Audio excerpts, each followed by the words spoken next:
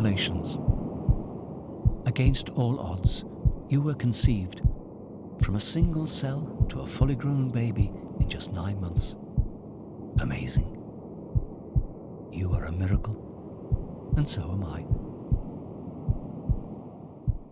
What you are about to see was my journey. It was also yours.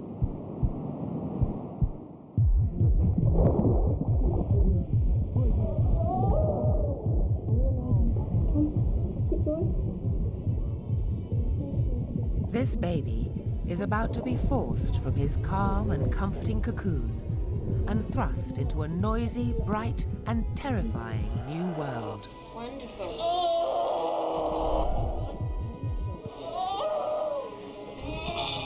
Good girl. A little bit more from it. Wonderful. Good girl. Keep coming. Keep going. Keep going. A new generation of 4D ultrasound scans has opened up a window on the womb, allowing us to see the development of the fetus as never before. During his odyssey in the womb, the fetus has learned to grasp with his fingers, to smile and frown.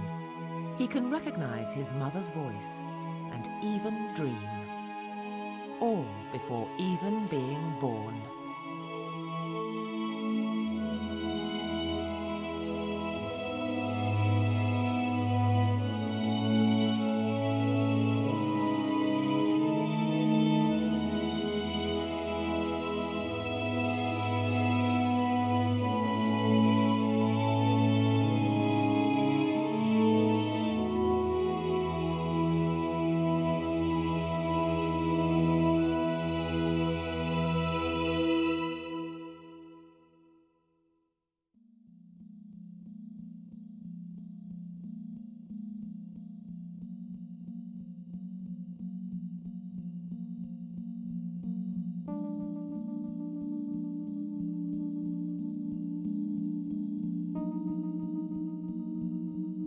During ejaculation, a mature, healthy man expels up to 500 million sperm inside a woman's vagina, and the journey begins.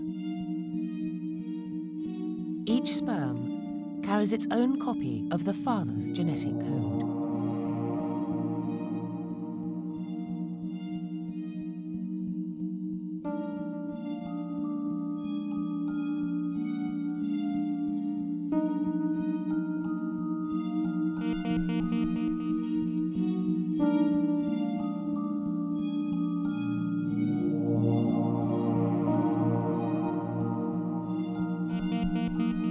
With a basic sense of smell, the sperm, the smallest cell in the human body, sniff their way up the fallopian tube towards the egg, the largest cell in the body.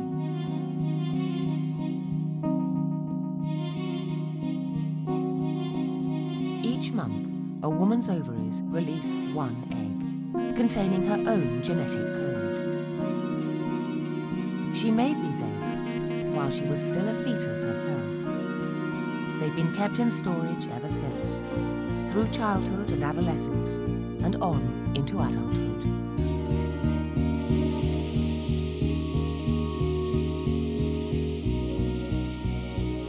It may take up to 10 hours before the actual moment of conception, and the mother may be completely unaware of the secret events inside her belly.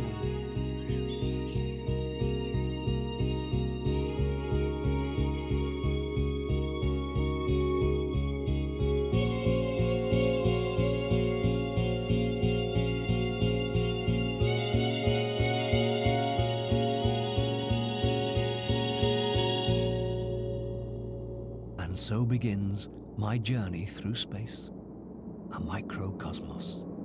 Planets, asteroids, molecules, chromosomes, constellations swirling, a genetic whirlpool, worlds within worlds, a Russian doll of universes, bursting at each seam.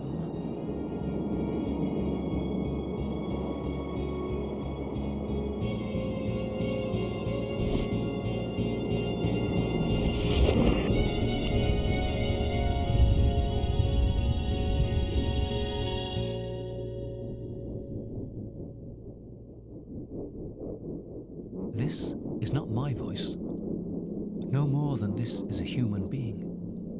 What you see is a human about to be. I cannot talk, or think, or feel. I am in limbo, but at least I am. I have passed from isn't into is. Until now, I wasn't, but now I am. A promise made by the past to the future. A beginning. I am the beginning of flesh made word.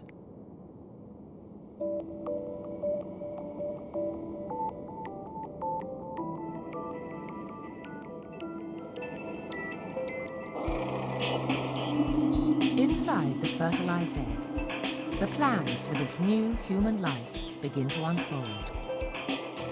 The genetic code is stored in bundles called chromosomes, 23 from each parent.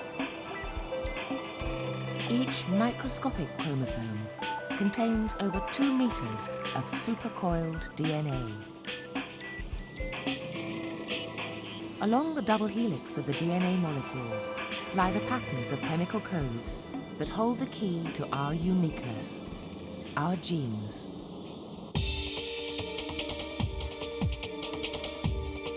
It is our genes that tell us to become a human rather than a bird or a tree, as well as deciding exactly what kind of person we will be.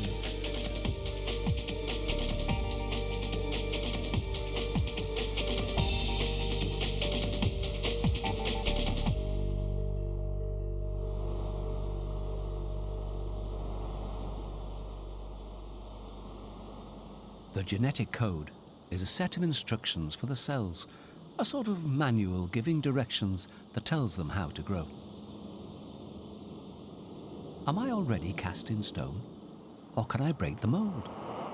St. Francis of Assisi or Al Capone? Which will I be when I'm old? My DNA has lots of presents waiting, and I'll find out on my birthday what it brings. Secretly, I'm hoping for a nice pair of wings.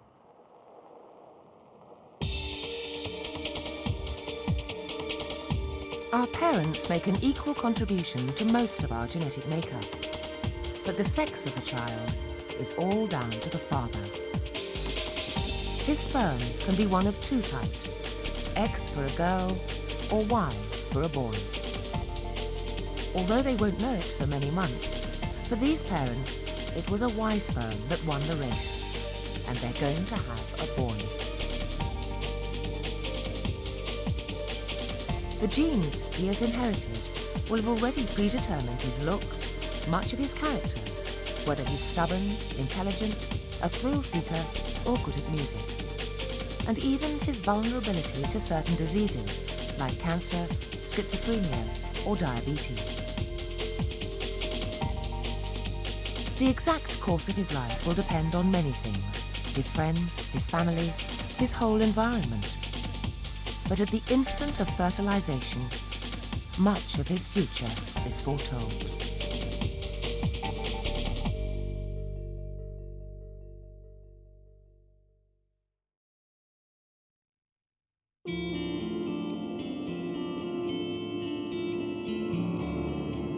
The fertilized egg continues its journey, traveling along the fallopian tube towards the safety of the uterus. About a day after fertilization, the egg makes its first division.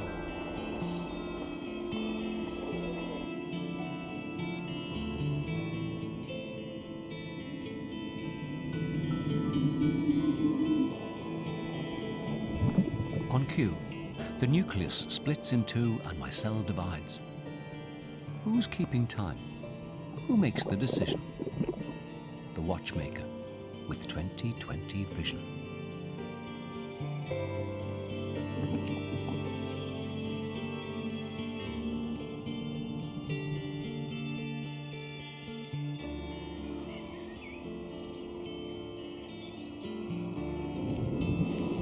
This process of division continues as the clump of cells travels down the fallopian tube. After 4 or 5 days, The tiny ball, now called a blastocyst, has grown to around 100 cells, and it begins to divide in two. The outer ring of cells is destined to become the placenta, while the inner clump will become the embryo itself. At this stage, these inner cells are all identical. They are dividing rapidly and are known as stem cells. They have the remarkable capacity to turn into any one of over 200 different types of cell and grow into any part of the human body.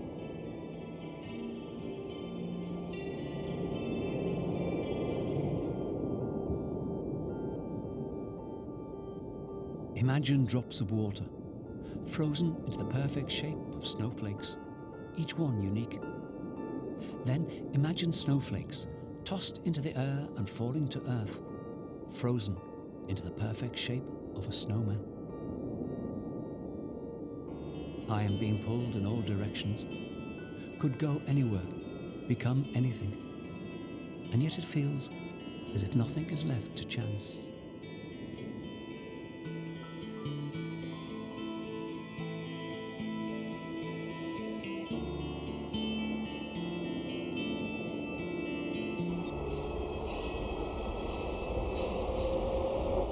After 7 days, the blastocyst reaches the end of the fallopian tube and arrives in the uterus, its home for the next 9 months.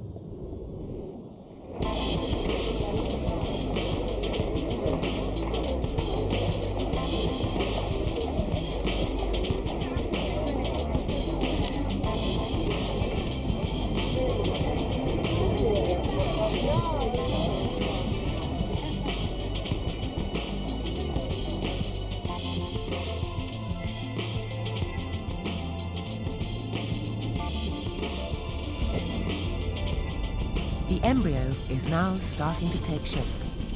During the 3rd week, the embryonic ball of cells, no bigger than a pinhead, folds in on itself to form a long tube.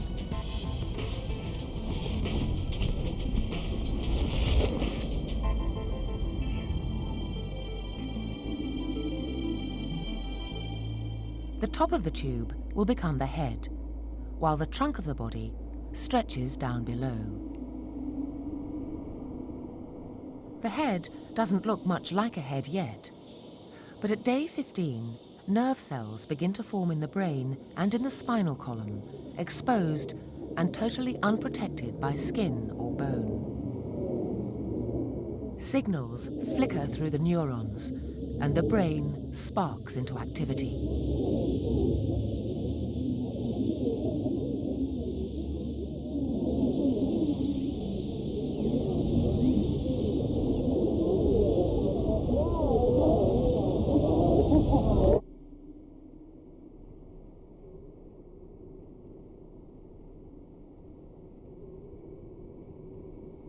Is this it? The point at which my life begins? Cognition switched on. Now there's food for thought. I am. Therefore, I think.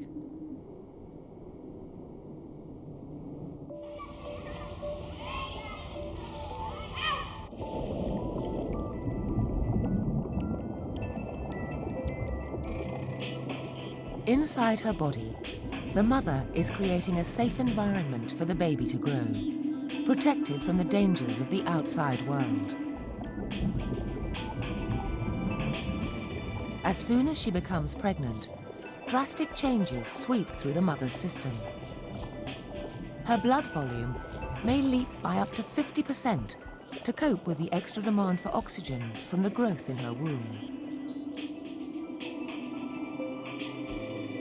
Once the embryo embeds itself in the uterus, it will start to draw from the mother's bloodstream all it needs to grow.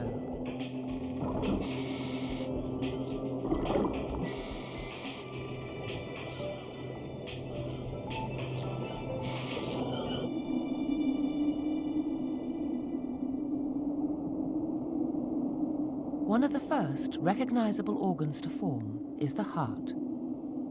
Without a heart, there is no way of spreading around the food and oxygen the embryo needs to flourish. Until now, the heart has been a dormant clump of muscle cells. But after 22 days, it bursts suddenly into life, when still just the size of a poppy seed. One cell spontaneously contracts, triggering its neighbors and setting off a chain reaction until all the heart cells are beating.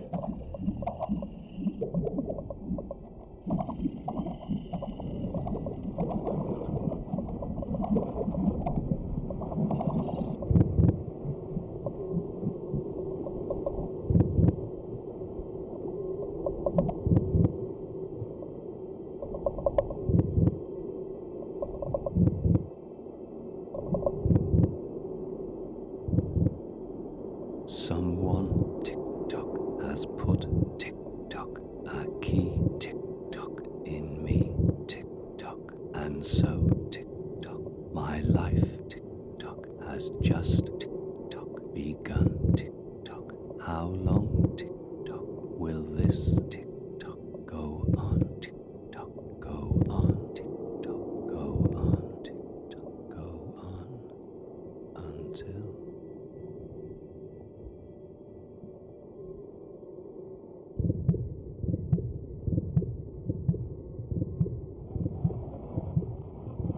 Later on, when the nervous system is more developed, the brain will carefully control the rate of contraction, keeping it steadily beating and pumping for the rest of the child's life. If he lives to 75, that will be 2.75 billion heartbeats.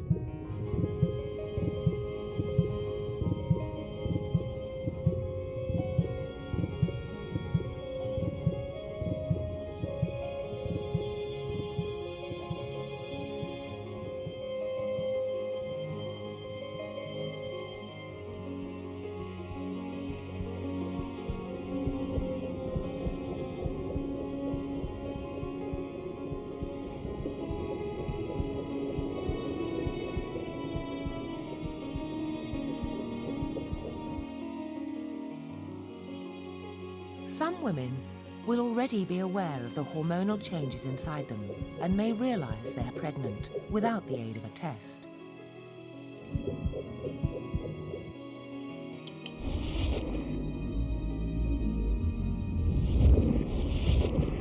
For others, this thin blue line may be the first clue to the dramatic changes that are about to take place during the next 8 months.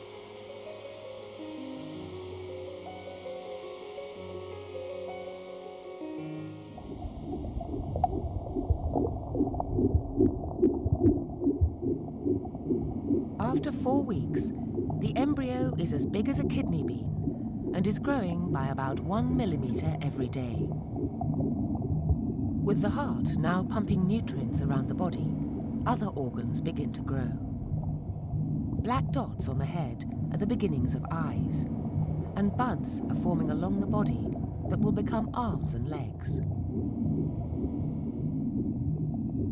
At this stage, the fetus still bears signs of our evolutionary past.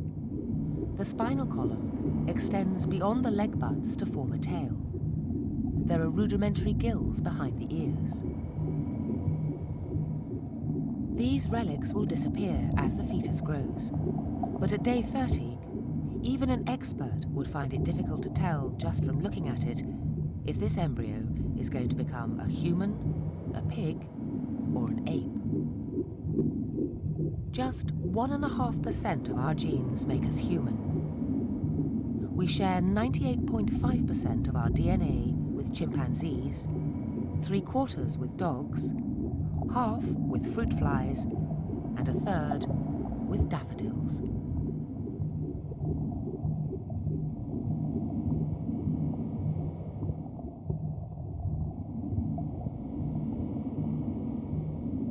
Come closer.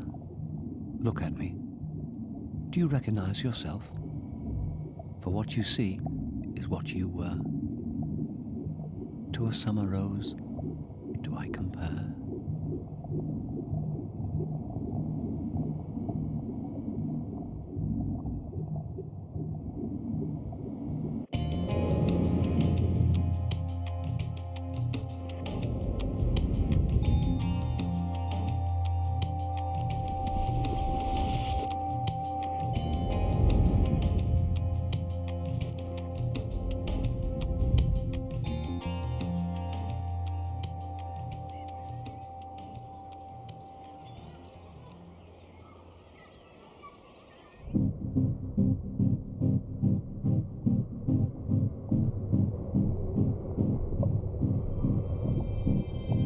After growing for 8 weeks, the embryo looks more like a tiny human and becomes known as a fetus, which in Latin means offspring. He has reached an important milestone. His placenta is now mature.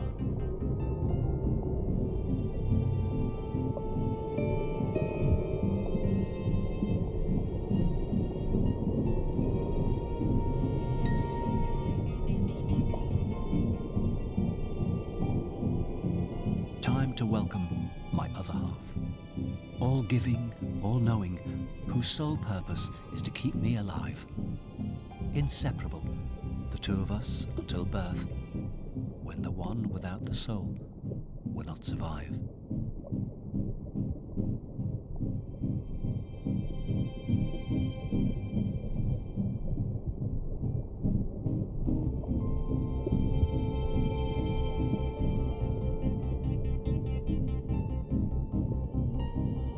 Until now, the embryo has been dependent on the nutrients he could extract via his yolk sac, a floating balloon connected to the base of the umbilical cord.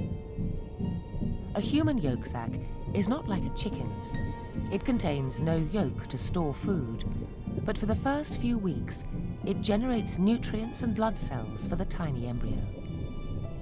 By 2 months, the yolk sac has become redundant and shrivels away. The crucial job of feeding and nurturing the fetus has been completely taken over by the placenta.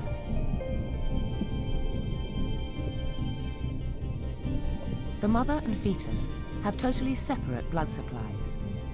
But inside the placenta, the fetus's network of very fine blood vessels reaches deep into the mother's blood supply. Like the roots of a tree sucking nutrients from the soil, the placenta extracts everything the fetus needs from the mother's blood: food, oxygen, water, and passes it into his bloodstream.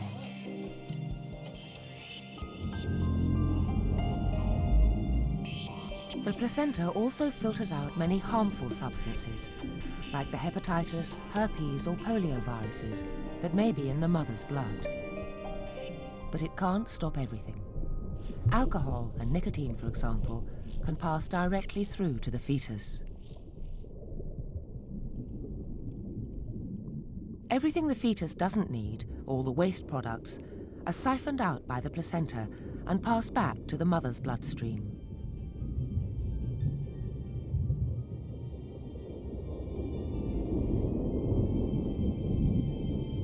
Fitness coach, dietitian, always close at hand.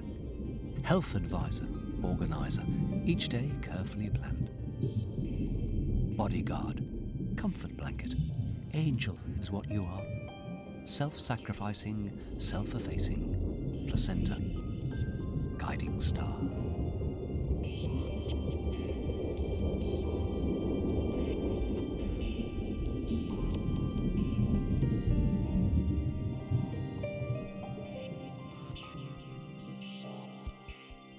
Many women experience morning sickness during the early months of pregnancy, as the placenta releases a host of hormones.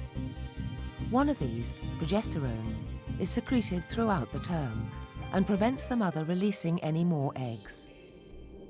Others stop the mother's immune system rejecting the unfamiliar growth inside her. Nurturing, protecting, and controlling, the placenta is the nerve center of pregnancy.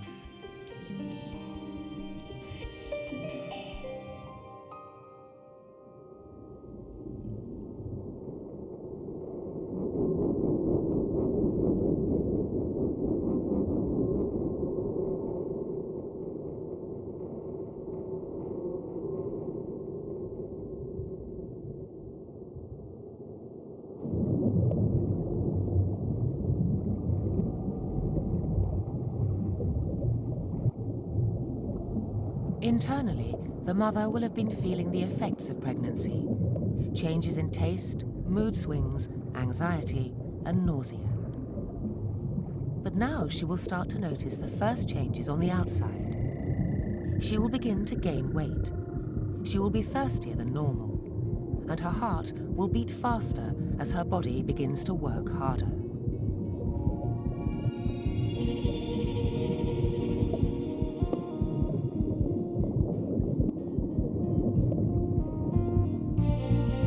In his first 10 weeks, the fetus has been hidden from the world. But the mother is about to get her first glimpse of the secret events unfolding inside her womb.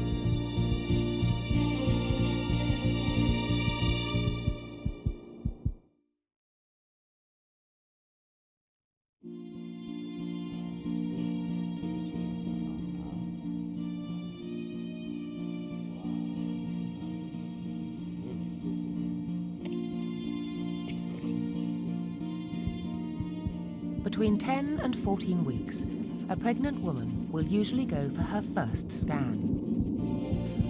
Ultrasound scans have revolutionized our understanding of fetal development, as well as our provision of care for pregnant women.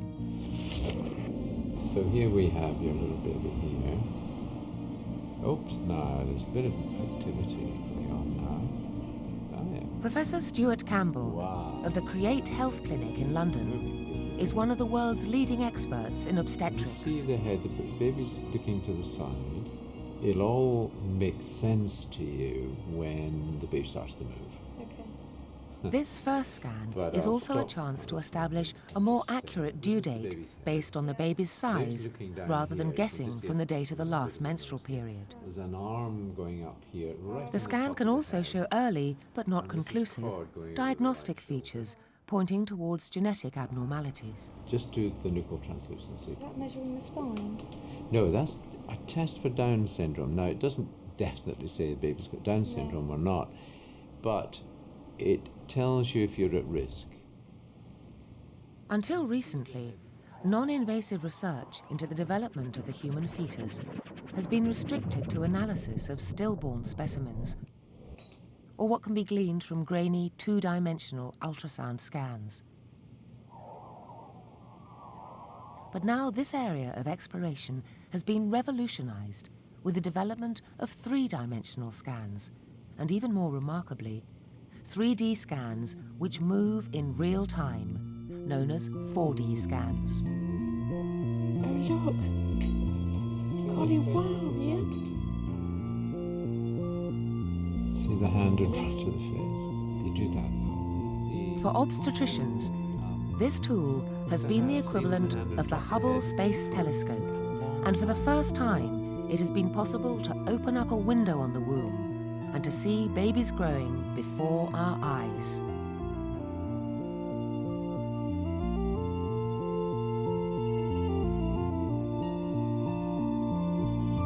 These images show the incredible range of behavior that even a very young fetus is capable of. These 4D scans are some of the earliest ever taken inside the womb. This scan shows an embryo of just 6 weeks old.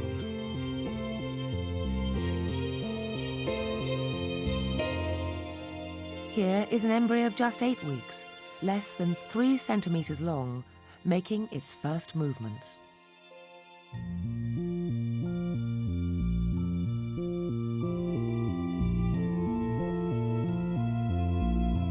Obstetricians can directly observe how the fetus grows, how it behaves, how it reacts to stimulation, how its reflexes help it prepare for birth and for survival outside the womb. Professor Campbell, a world-renowned pioneer of these new scans, is responsible for taking these incredible images. This scan shows a 30-week fetus yawning, and this one, a 32-week fetus, exploring the feel of its nose.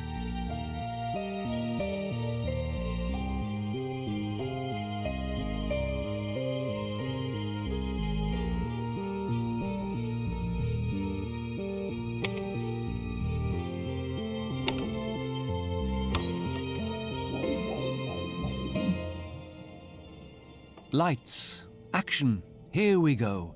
The magic of ultrasound, and it's on with the show. I don't like the title, although it's obviously true.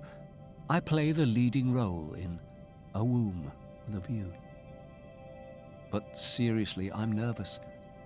Will they like what they see? If I'm not the perfect baby, will it be curtains for me?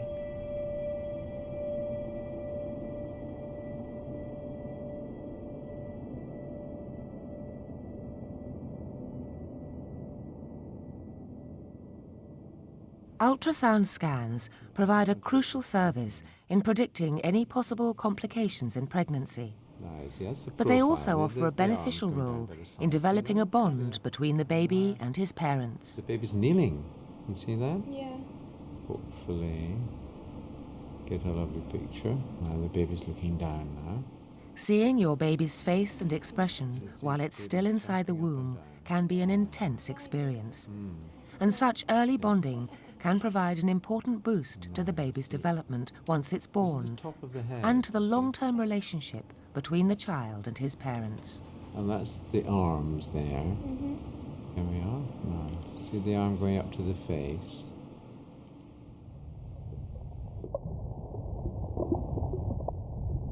As well as checking the health of the baby, this scan will be the first opportunity to tell if you're pregnant with one baby, or two, or more.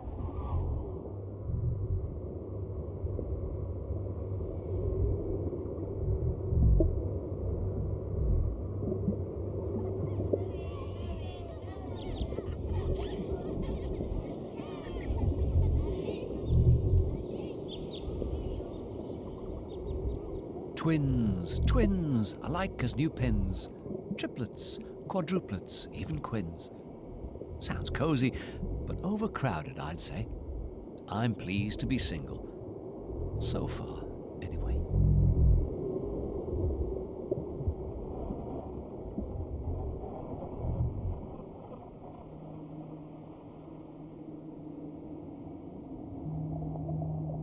Multiple births run in families. If your mother's family has a history of non-identical twins, then you are far more likely to have twins yourself.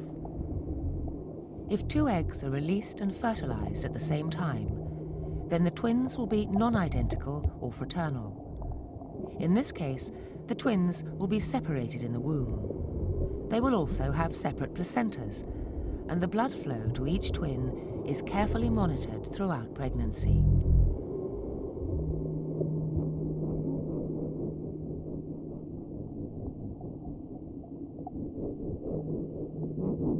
Twins, twins, alike as new pins.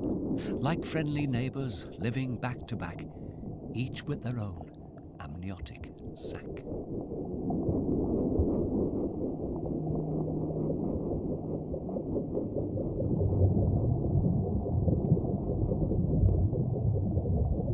When an egg splits in two, identical twins are formed. In this case, twins will be in the same sac in the womb and will share a placenta. Identical twins show early contact at 12 weeks, and by 14 weeks are touching arms, legs, bodies, and mouths. This constant contact in the womb is mirrored in early life, and is partly responsible for the incredible close bonds that twins feel throughout their lives.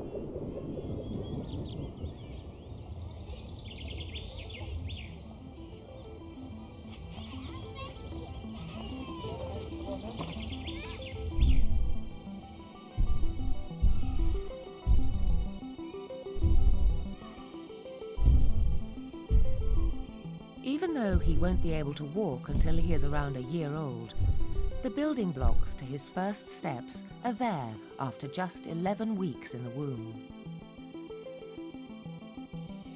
These 4D scans show 10 and 11-week-old fetuses kicking and pushing out their legs in what is known as the stepping reflex.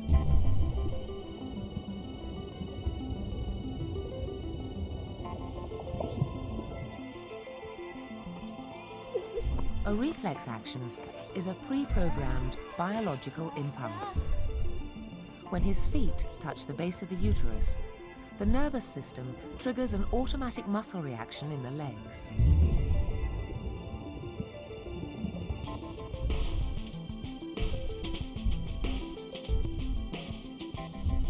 skip, I hop. Look, I'm jumping. I tire, I stop. Listen, I'm thumping.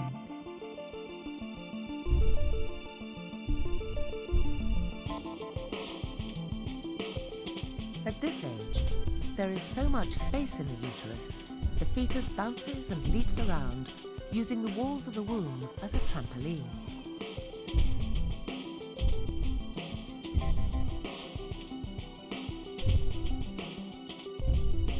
The ability to walk is an important survival skill, and the more the fetus moves, the stronger the reflex will grow.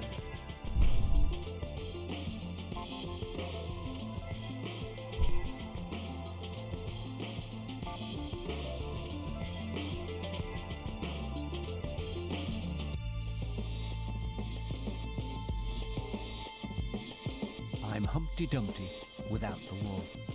Rockabye baby without the fall. I'm a rubber duck bouncing inside a rubber ball.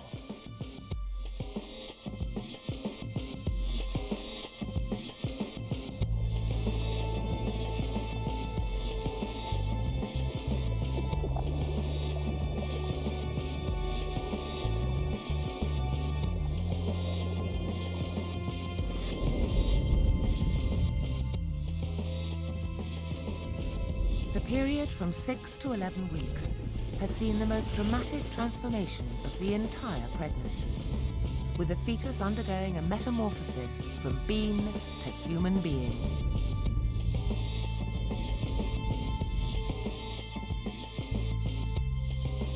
He has grown nearly 5 times bigger in a frantic 5-week burst.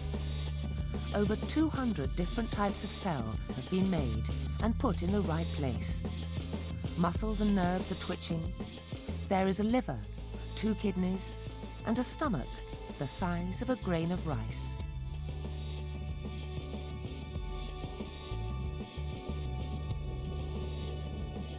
As they develop initially, male and female fetuses have identical genitals.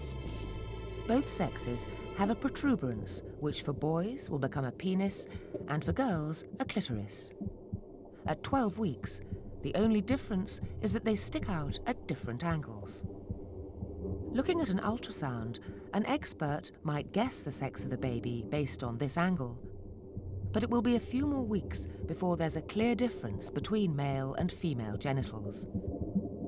But in each case, the sex organs will already be hard at work. A boy's testicles will be busy producing testosterone. And by the time a baby girl is born, her ovaries will have made her own lifetime supply of eggs.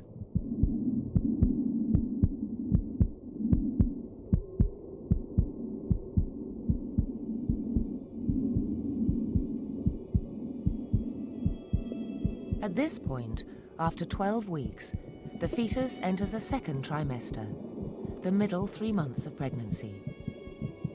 He is still less than 10 centimeters long, but having achieved his basic shape, and with the placenta mature, he is now less at risk of a miscarriage. Only 50% of fertilized eggs survive all the way through pregnancy. An imbalance in the immune system, stress, even the mother having previously given birth to a boy, all are factors that increase the risk.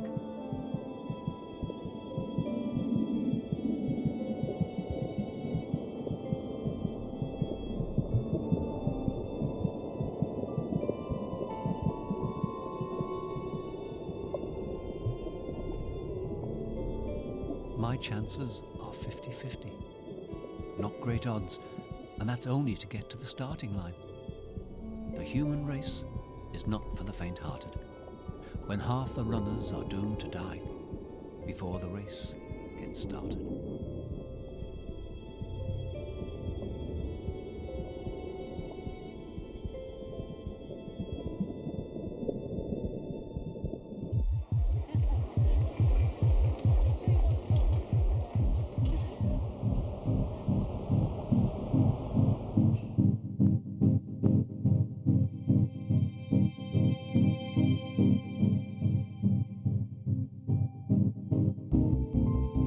From 16 weeks, as the brain extends its reach, the fetus begins to practice a wide range of intricate movement.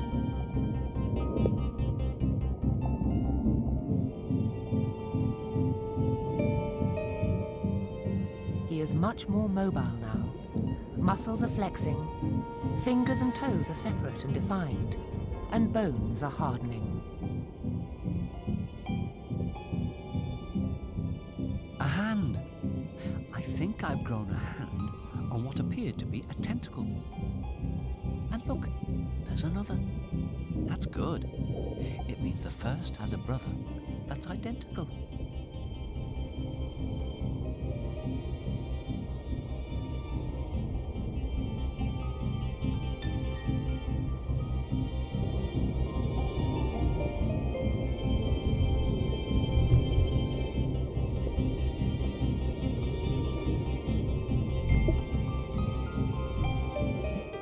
Touchers and feelers, holders and hitters, grippers and graspers, growers and killers. Open in greeting, wrung in despair, clenched in fury, steepled in prayer.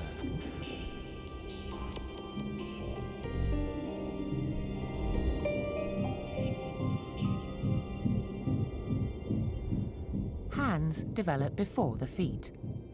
This could be because hands are going to be used first once the baby is born.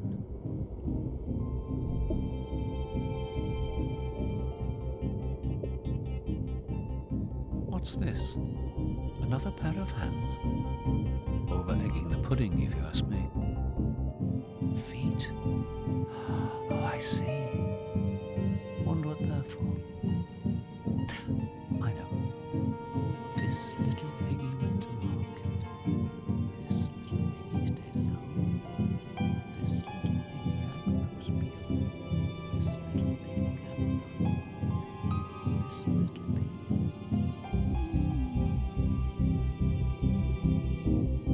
The fetus is beginning to develop an awareness of the space around him. It's called proprioception. This unconscious sense of body in space helps us to interact with our environment. We take in information from a variety of sensory organs, eyes, ears, nose, and limbs, and we build up a mental understanding of the outside world. As we grow, we take for granted the ability to coordinate our movements, to stand without falling over, to run and jump and roll down a hill.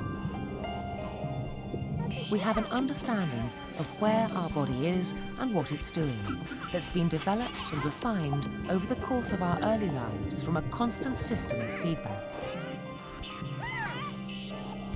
This awareness and control is something we've been developing since we were in the womb. Sensors give constant feedback to the brain, and the movement can then be refined and gradually perfected.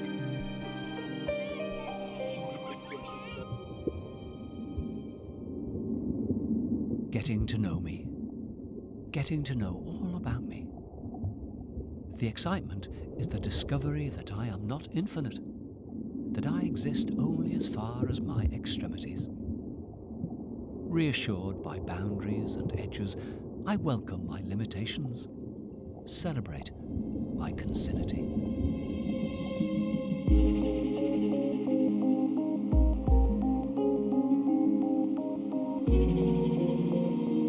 After just over 4 months of pregnancy, the mother may become aware of her growing baby's movements for the first time.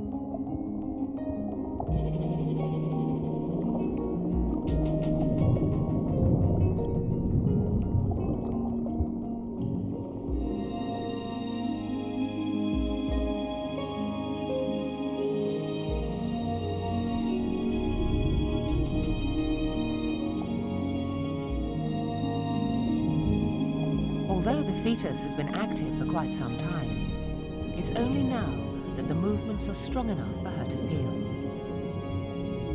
Women who have previously been pregnant will be more alert to this slight fluttering sensation and may pick it up when the baby is just 15 weeks old.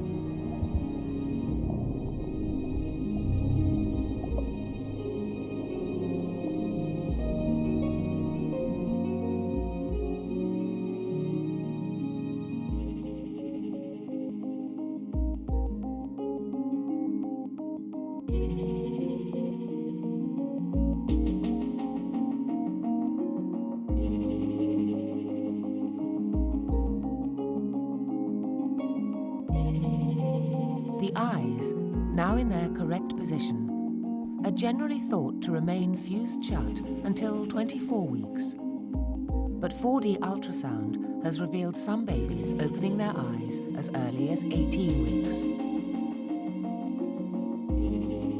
It's dark, of course, so there's nothing to see. But even if there were light, the eyes don't work this early. It's just the first sign of the blinking reflex.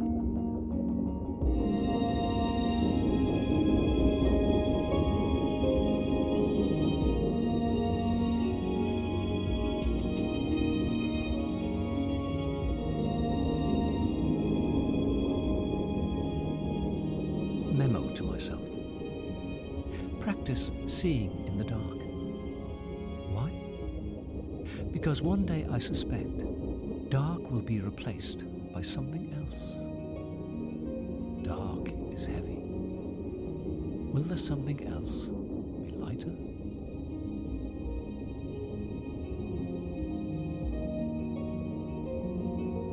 After 6 months of pregnancy, at the end of the second trimester, everything has developed and is functioning as it will in the fully grown baby.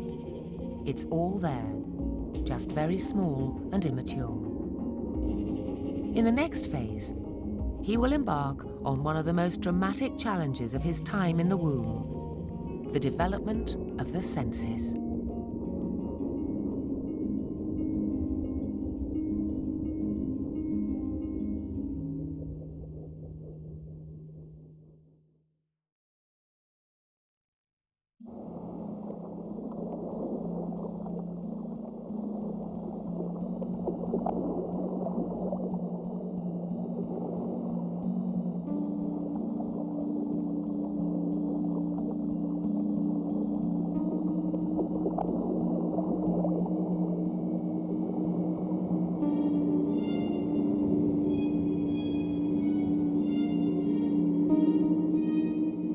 The fetus is 6 months old now and has reached a major landmark.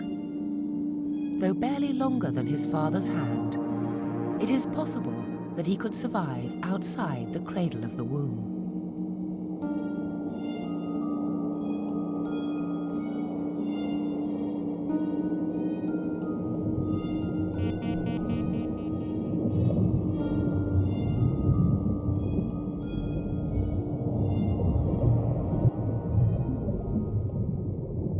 It's good to know that if push came to shove, I could give it a go out there. But I know I'm not ready. Haven't got what it takes. I'll hang a while on the bow. Wait till it breaks.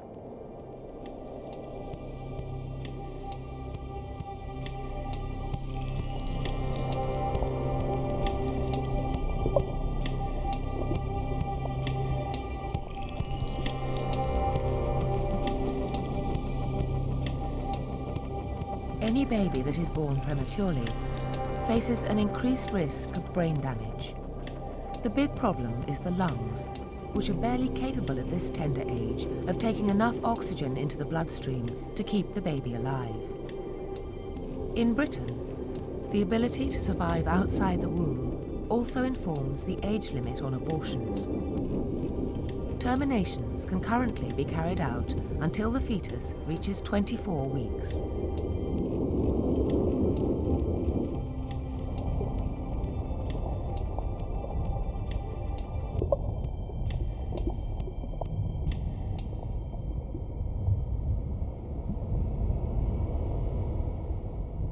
What is? The egg fertilized. What is the point? The cell divided. What is the point at which the brain sparked? What is the point at which life, the heart pumped? What is the point at which life begins? The lungs inflated. What is the point? What is the point?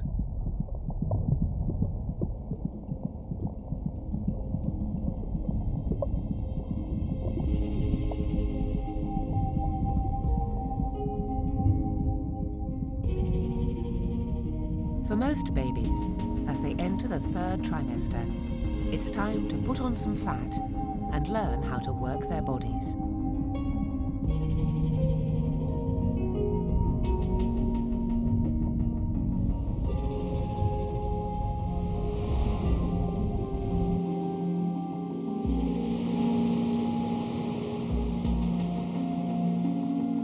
The mother is becoming increasingly aware of movements made by the fetus. Her abdomen will be growing, and she is likely to be feeling better now than at any time throughout her pregnancy, and at her most energetic and active.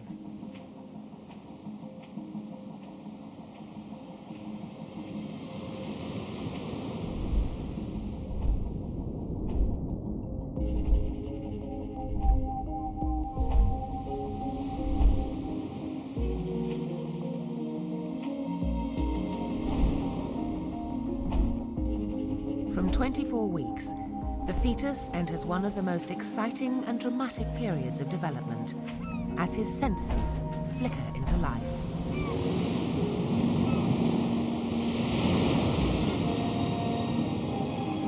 Eyes, ears, nose, taste buds, and the nerves that respond to touch are now maturing.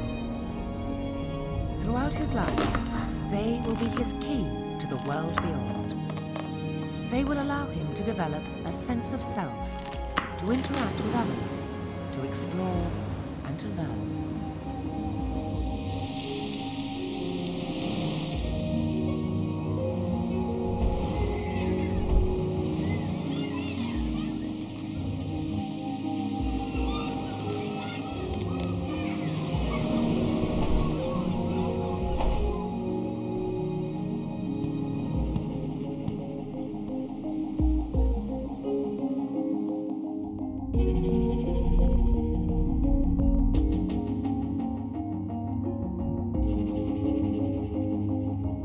During his time in the womb, the fetus's mouth and nasal passages are filled with amniotic fluid.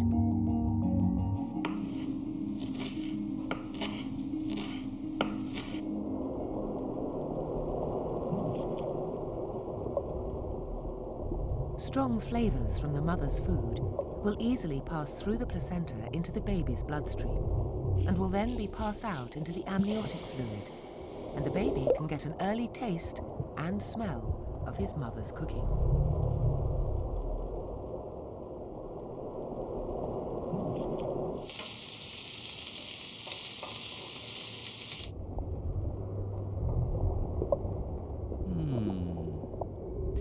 Is this what taste is? A sparkle on the tongue? A caress sometimes? A sensation so sweet I want to become it? Sometimes a surprise. And a nasty one at that. Tongue, stop it. Tongue, you're hurting me. That's better. Sweetness. Ah, yes. I could acquire a taste for taste.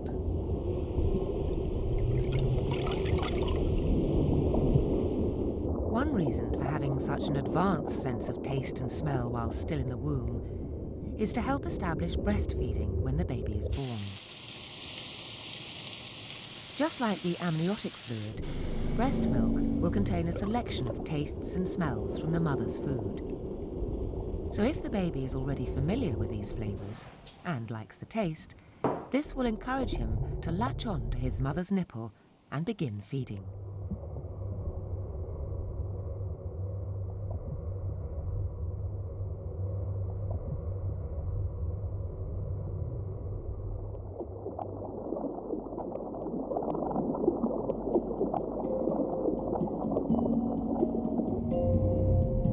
This 4D scan shows a 24-week-old fetus opening and closing his eyes.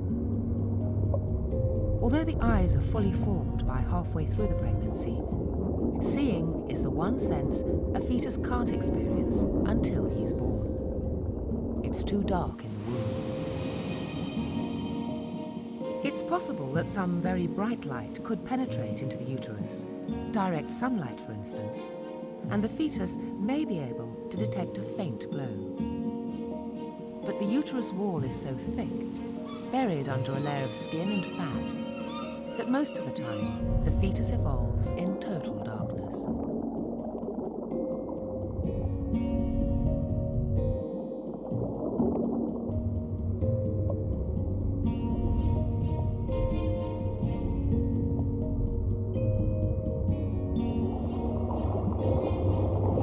I think that I can see, although all that I can see is nothingness.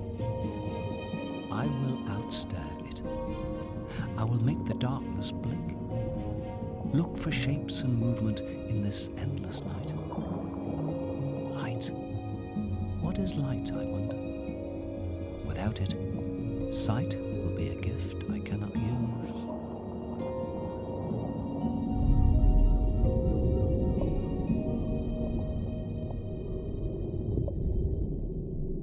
At 25 weeks, the eyes are so intricate that even the eyelashes have grown.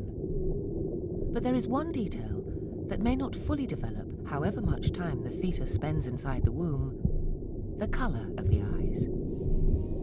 Some pigments need light to form properly, and the baby's eyes may change colour during the first months of life.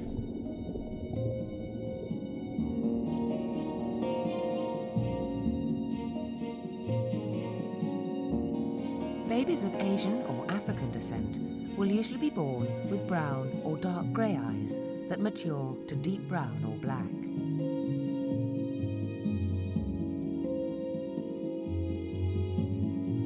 A Caucasian baby will almost always have blue eyes in the womb, even if they're destined to become green or brown.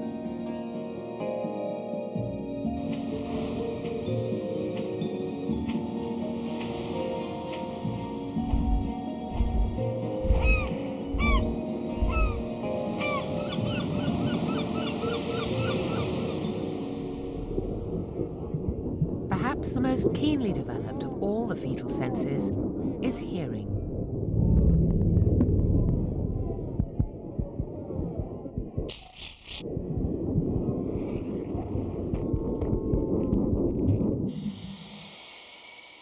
The fetus may be completely surrounded by amniotic fluid, but because sound travels through fluid about 4 times faster than it does in air, he has plenty to hear.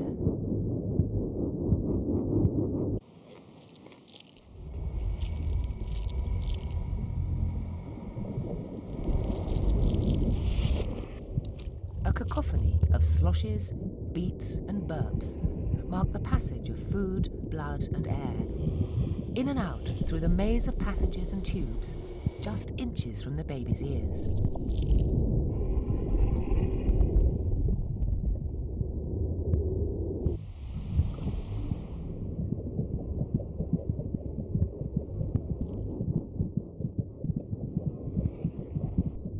The fetus can also hear noises from the world outside. Conversations, loud noises and music, filtered and distorted through the mother's abdomen. Higher sounds will be most muffled by the layers of skin and fat. Only the lower, bass notes of a piece of music will have much impact.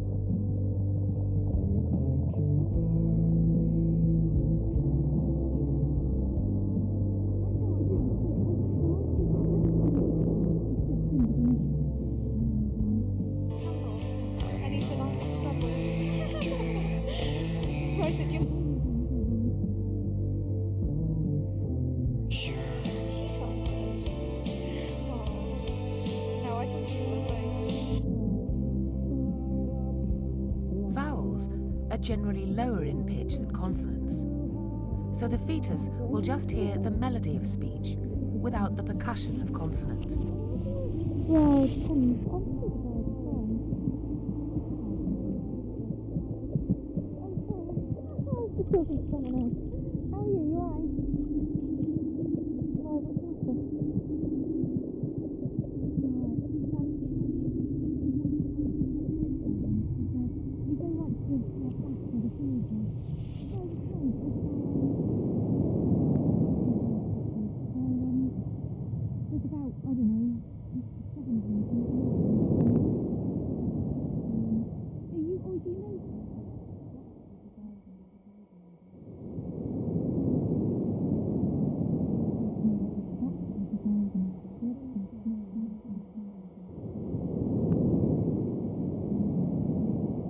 In the beginning was the Word, and the Word is my beginning. Floating, I'm caressed by the lapping of sound waves, rocked by the rhythm of lullabies. Words. My father and mother are talking me into life. Bathed and soothed, I become human in a sea of language.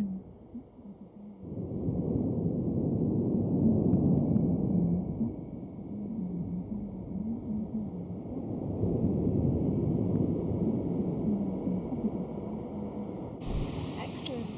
Good luck. See you later. Bye. The sound of the mother's voice is different from any other, since it travels directly through the fluids of the body.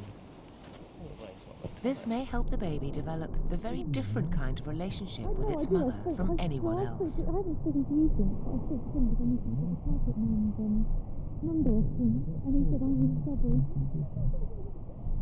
So I said, you're always in trouble.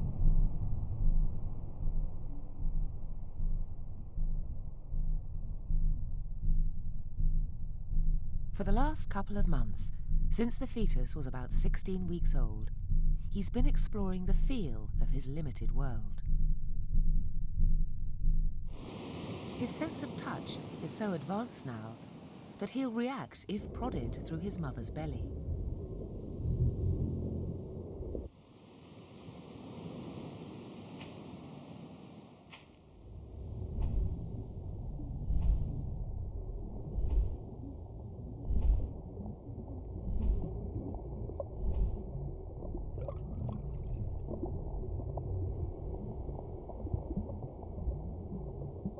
Until now, I thought I was the universe, that everything that is was within me. But now that I can touch these walls, I realize I must be deep inside a greater universe.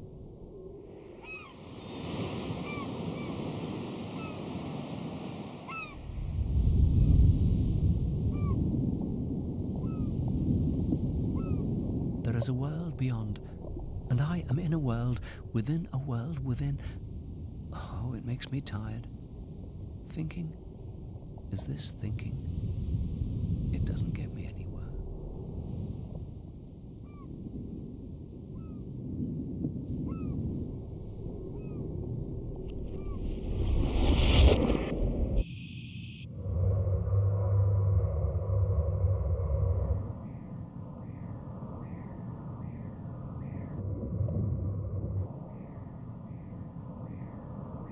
Along with the development of touch comes the capacity to feel pain.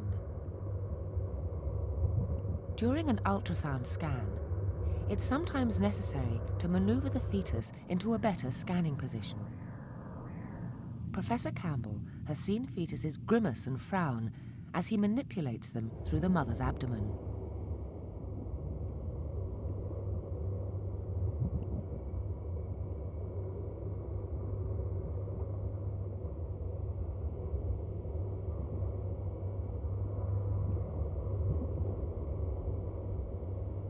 Pain. This is one sense I could do without. Or could I? A warning signal that something's not right, that something out there might cause me harm. A built-in, uncomfortable safety alarm.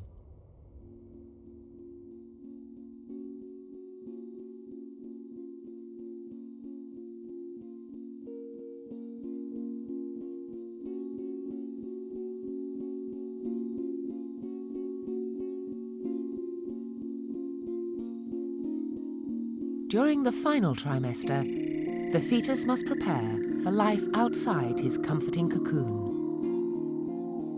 Apart from being physically robust, he must also learn how to behave. Many of the tricks and skills he will use on the outside are innate reflexes that he can perfect in the womb. Some of these, like sucking, breathing, swallowing, he will depend upon for survival. Others are more baffling in their origin.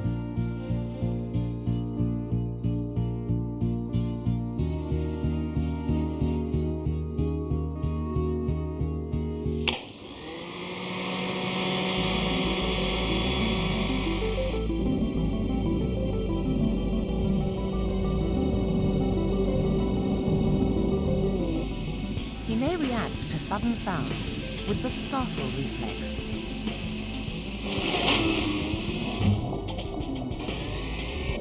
The startle reflex is thought to have originated at a time when we were more at risk of being eaten.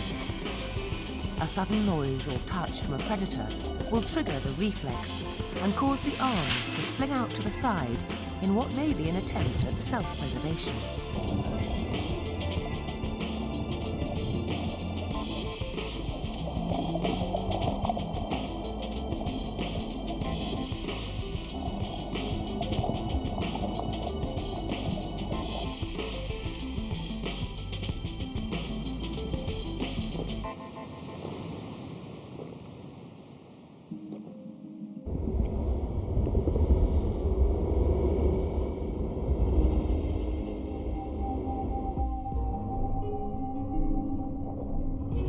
During this trimester, the fetus will swallow up to ½ a litre of amniotic fluid every day.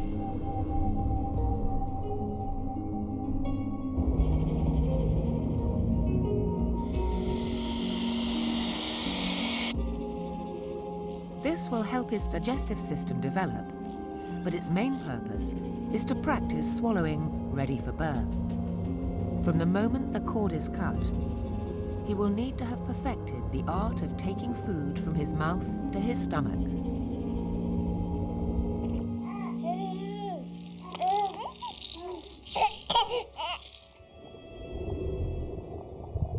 Alongside swallowing, one of the most important reflexes to have perfected before birth is sucking. Anything vaguely nipple-sized that comes close to his mouth will trigger his attempts at the sucking reflex.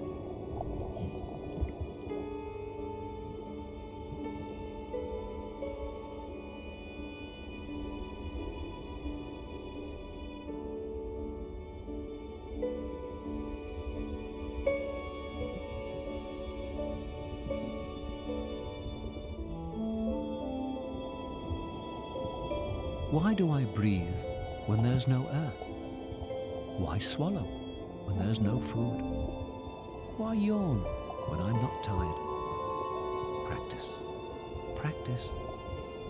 What for? I haven't the faintest. I'm putting my body through its paces. The race is on. Rehearsing, rehearsing for the big one. Which big one? I haven't the faintest.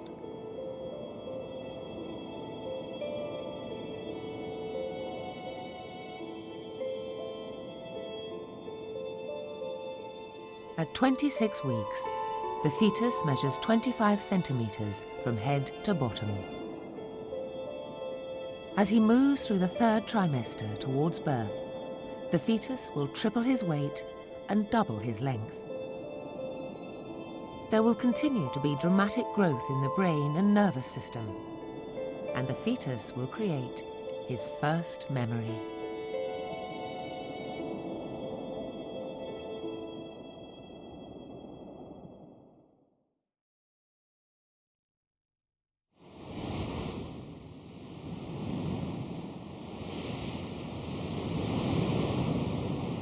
By week 26, it may just be possible to hear the fetal heartbeat by putting your ear against the mother's abdomen. Did you kick him? It's quite loud. The fetus's heart beats about twice as fast as the mother's. Monitoring the baby's heartbeat gives a good indication of his general condition. Yeah. It's more of a vibration, really. I feel it moving around.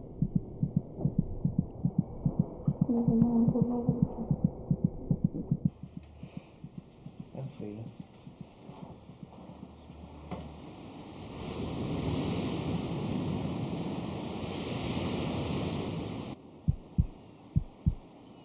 The mother's heart rate and blood pressure are directly affected by her emotional state, and her moods can be passed on to her baby.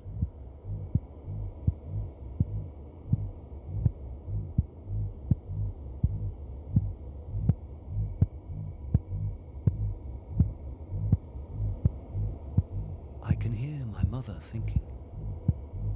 I eavesdrop, not on words, but on what she is feeling. I can hear my mother thinking. I am imbued with her nostalgia, brainwashed by her longings.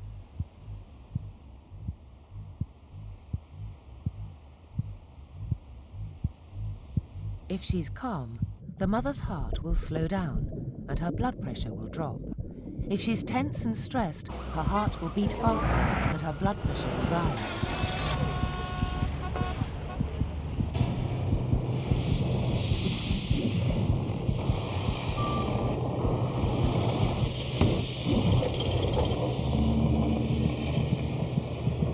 Although the fetus has his own separate blood supply, these increases in heart rate and blood pressure are easily passed through the placenta and have a direct impact on the baby.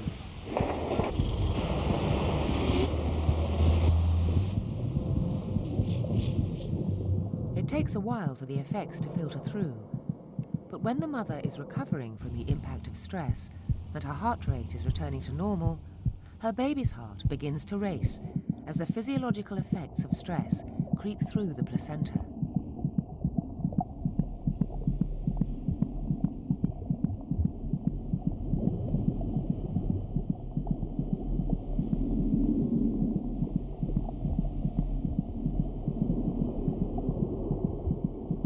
In the short term, stress in the mother can lead to low birth weight or premature birth. But it's also possible that a mother's prolonged anxiety and stress can be passed on, establishing a tendency for stress in the child and making him more likely to develop chronic health problems, heart disease, diabetes, as an adult. It can even have a harmful effect on the child's mental development in the early years of his life.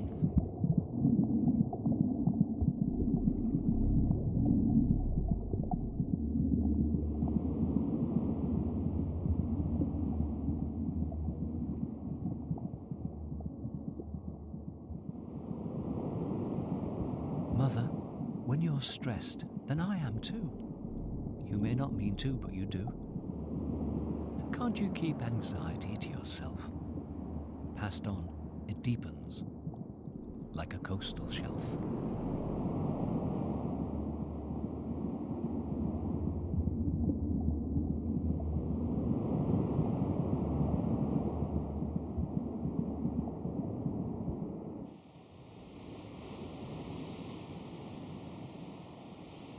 By now, the mother will be feeling her baby move every day.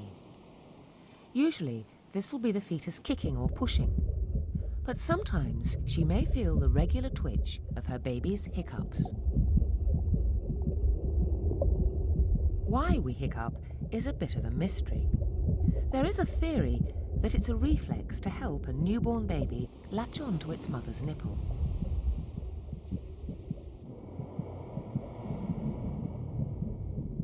Hiccups are an involuntary, sudden contraction of the diaphragm. The spasm of a fetus's hiccup is strong enough to feel, but because the fetus lives in fluid, there is no hiccup sound.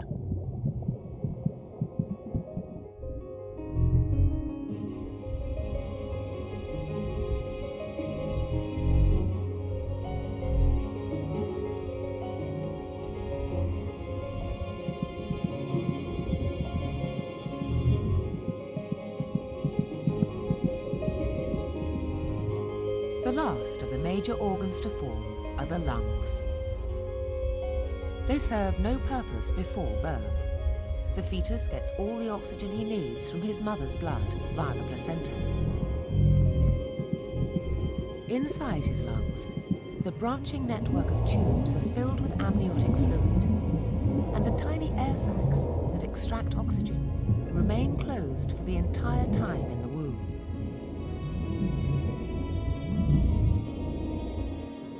But the fetus still makes breathing movements with his fluid-filled lungs. This helps the diaphragm and chest muscles practice, ready to expand and fill the lungs with air the moment the baby is born.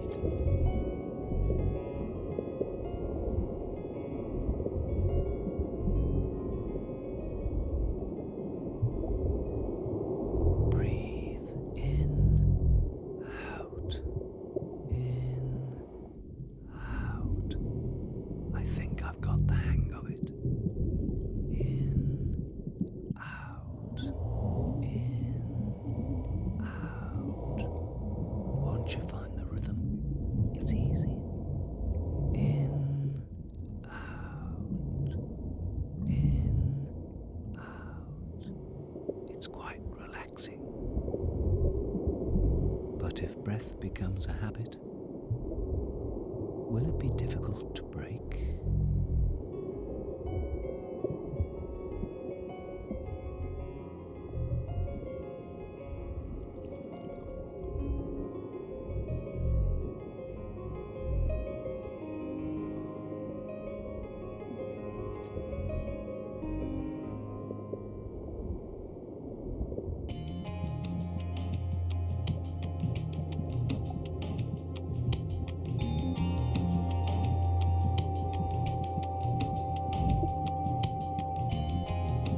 At 28 weeks, the baby is more than 2/3 of the way through his time in the womb and is gaining weight fast as he lays down a layer of fat under his skin. His senses are buzzing, and over the next 4 weeks, his nervous system will become as advanced as a newborn baby's. He is becoming increasingly aware of the world around him. His brain has matured enough to support consciousness, and for the first time, he is beginning to create memory.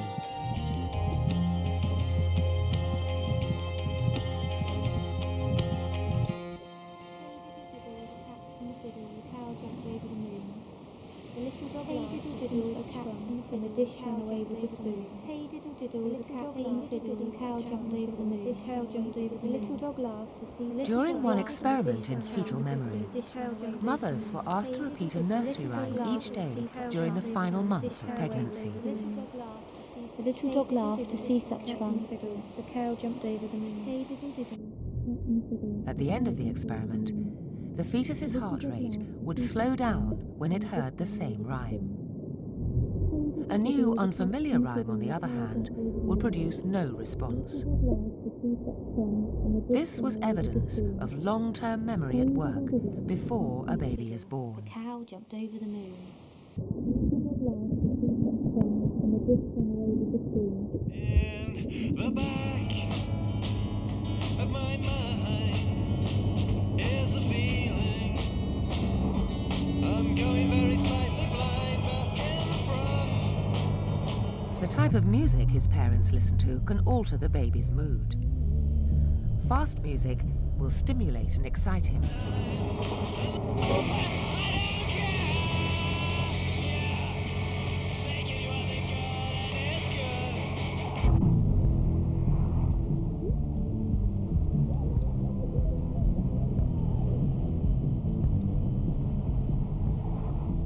Music that is closest to the natural sounds and rhythms of the human voice, such as classical or choral music, will have a sedating, calming effect.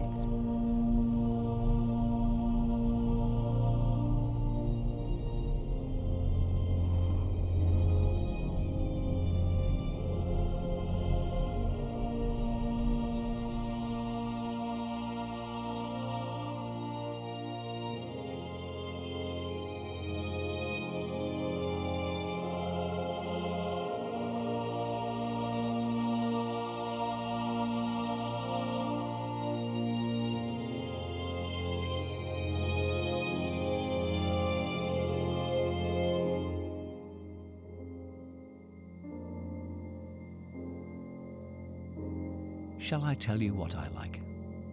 Choral music sung with feeling. Rock and roll played too loud will have me banging on the ceiling. Give me a steady beat and I'll dance.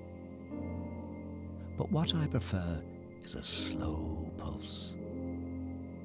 Music that calms, that almost hypnotizes. Shall I tell you what I don't like? Surprises.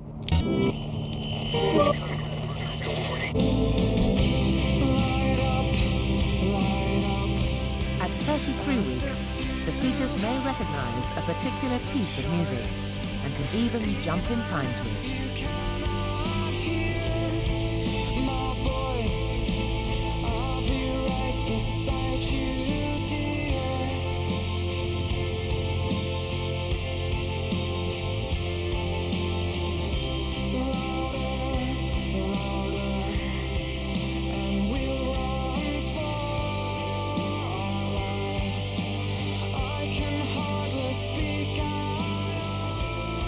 Understand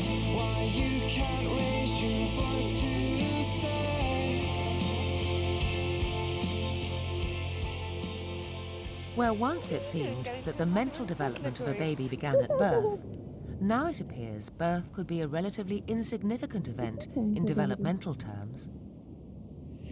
There is very little difference between the brain of a newborn baby and that of a 32-week-old fetus. He may have to support himself after birth, but as for the process of thinking, learning, and remembering, he will already have been hard at work for 3 months.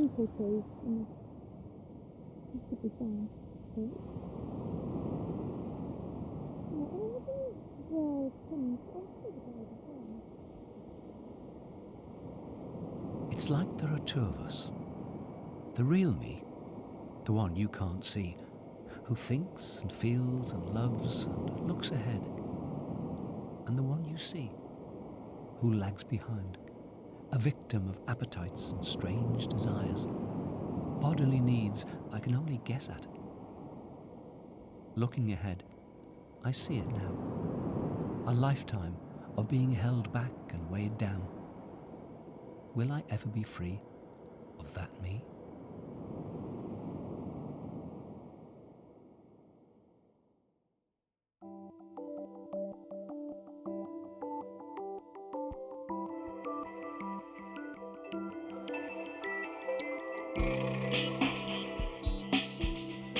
The final phase of pregnancy is a demanding one for the mother. Many women feel uncomfortable during the last couple of months. The weight of the baby, together with pressure on the spine and a battle for space, can all cause back and legs to ache. She may be feeling anxious about the birth and is likely to feel breathless as her lungs struggle to absorb 20% more oxygen than normal.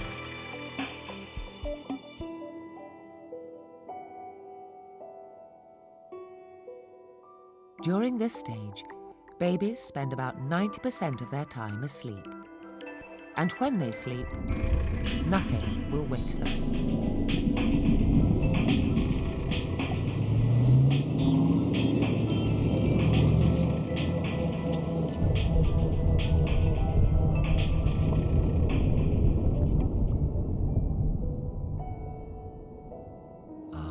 Look at me, sleeping like a babe. I'm practicing to be a teenager.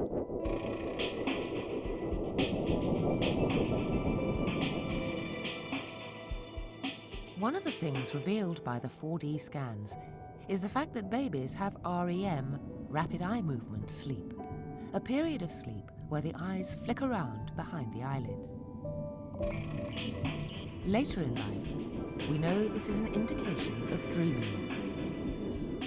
This gentle flicker of an eye could be a sign that the fetus, still with a month to go before even being born, is already dreaming.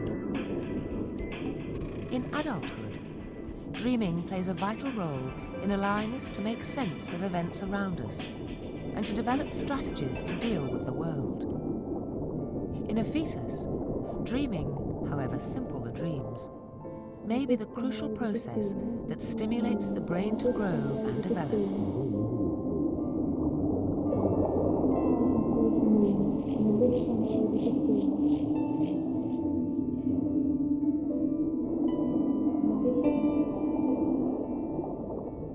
What do I dream of? I dream my mother's dreams.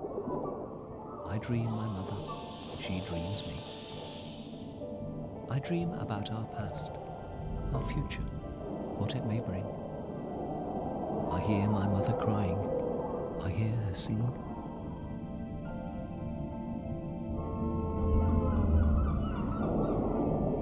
I dream about our past, our future, what it may bring. I hear my mother crying, I hear her sing.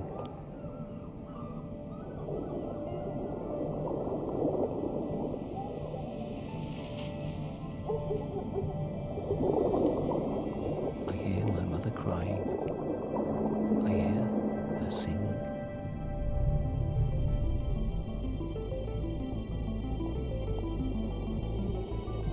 Each minute, the fetus makes 2.5 million nerve cells. And now, after 8 months, His brain is filled with more than 100 billion neurons, with 100 trillion connections, as many as there are stars in our galaxy.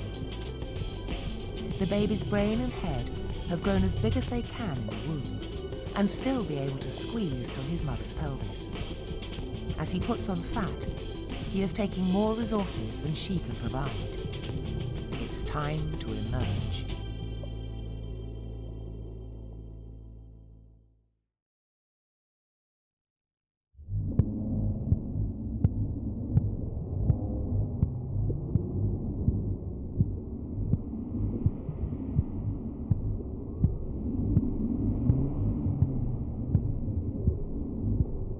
The countdown is on. It's impossible to tell when the baby will be born exactly.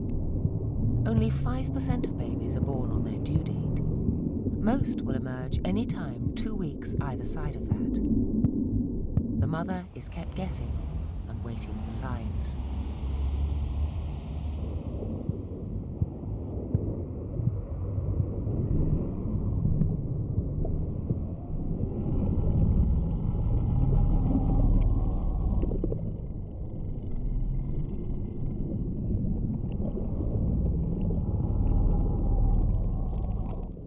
The contractions are coming faster now. Every few heartbeats or so, a crush of pain made bearable only by the certainty of its passing. My mother's leaving me, I know. At journey's end, a show. It must go on. The floodgates open. A universe implodes.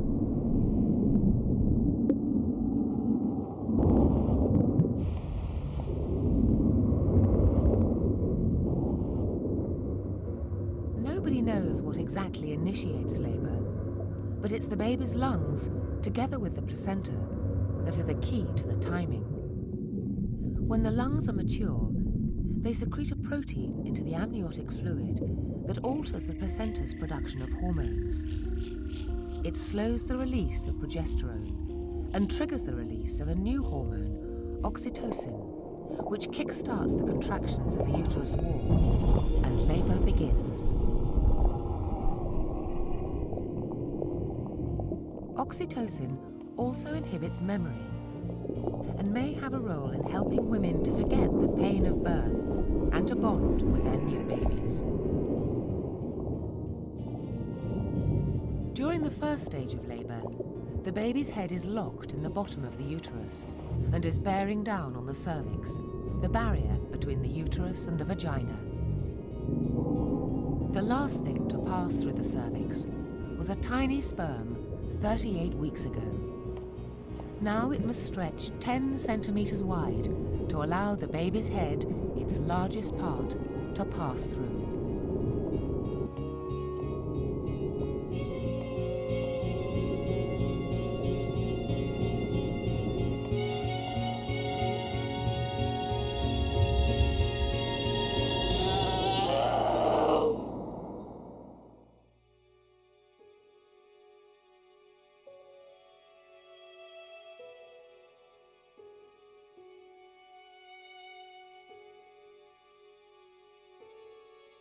The pain, oh the pain. My time has come, the end is near. I can't complain. It comes to us all, and I've enjoyed the adventure.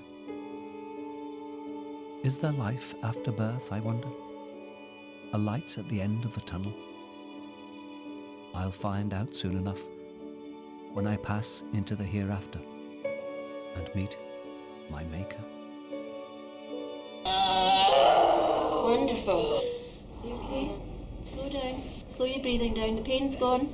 For the mother, Breathe away. the pain of birth can be Breathe eased in. if she gives birth standing up, sitting or squatting, rather than lying on her back. Listen. This can also speed up the first stage Keep of going. labour and reduce the likelihood of Keep medical going. intervention Don't give up. or a caesarean.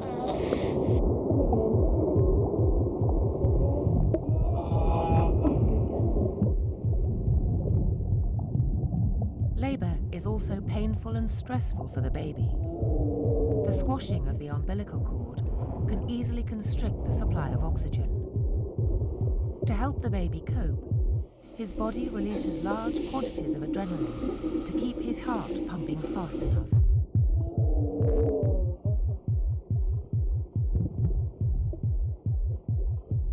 Adrenaline also helps prepare the lungs for the lifetime of work they're about to begin.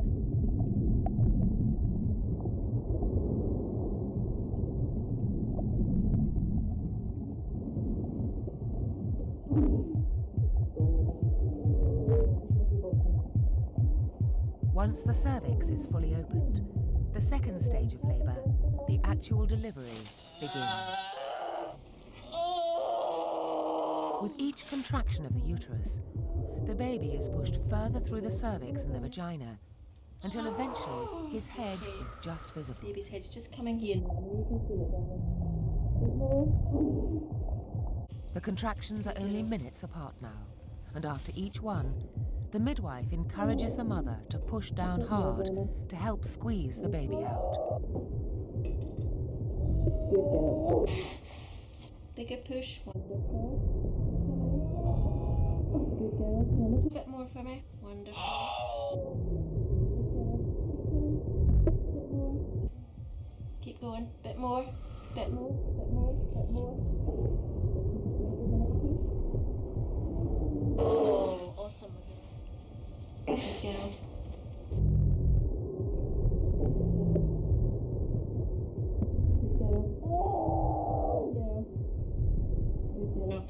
Breathe now, breathe. Breathe, breathe, breathe. Good girl. Here's your baby. Your baby's head. Just checking the cord, darling. Next contraction, we'll have this baby out, okay?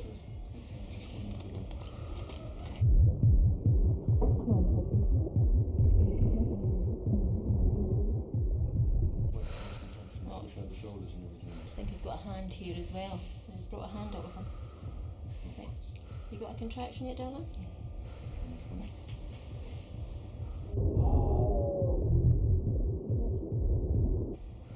Okay, darling, give me a big push. Oh, awesome, my girl.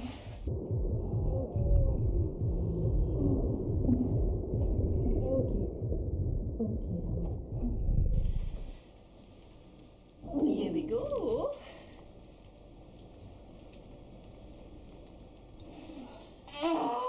There you are. Hello. Annie's.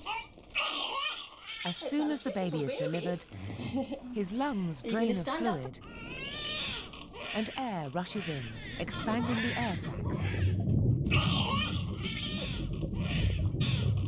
And in an instant, begin extracting oxygen to keep the baby alive. Okay, now what we're going to do is pop him through here. Here we go. Here we go. Here we go. Good. Wonderful.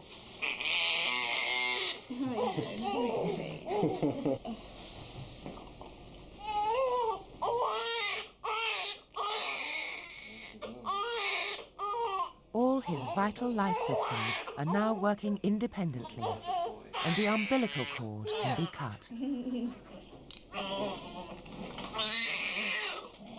Just in between there, Dad. It's a bit chompy, so just a bit cut. There we go.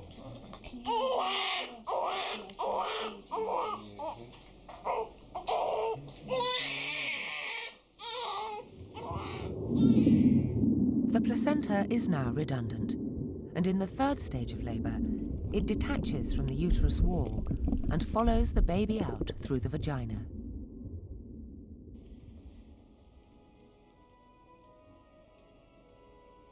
After growing painstakingly inside her womb for 9 months, the baby finally comes face to face with his mother. The smile seen inside the womb has gone now, as the baby is thrust into a noisy, bright world and starts to feel uncomfortable sensations such as cold and hunger for the first time. He won't smile again until he's at least 4 weeks old.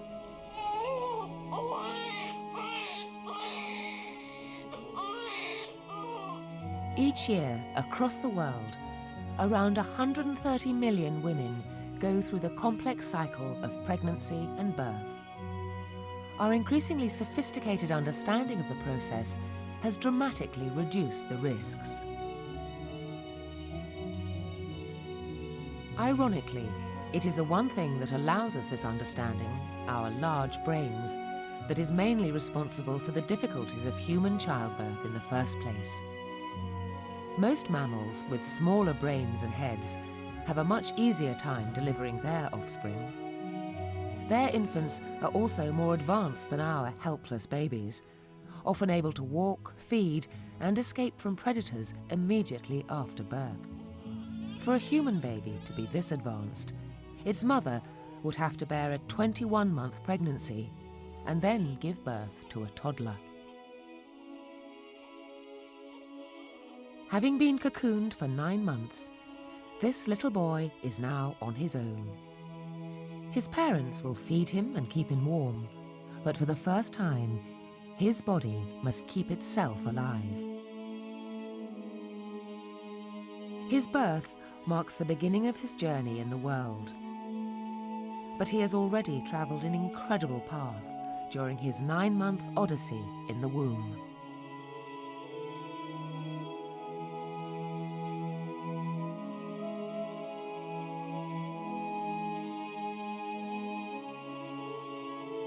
What is?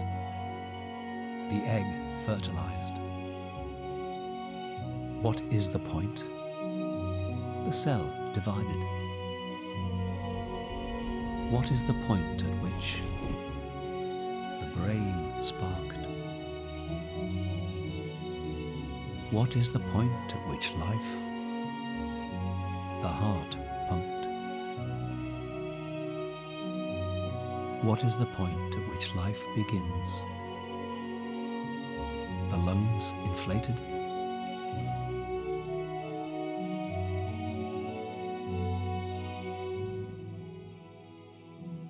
What is the point? Is this the point?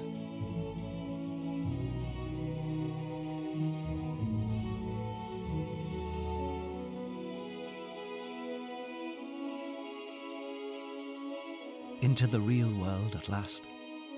But is it any more real than the one he has left, he may ask?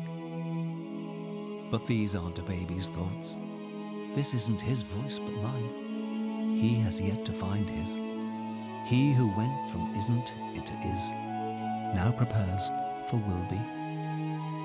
A mystery, a miracle, a spring about to be uncurled, a newborn baby, a gift from his father and his mother to the world.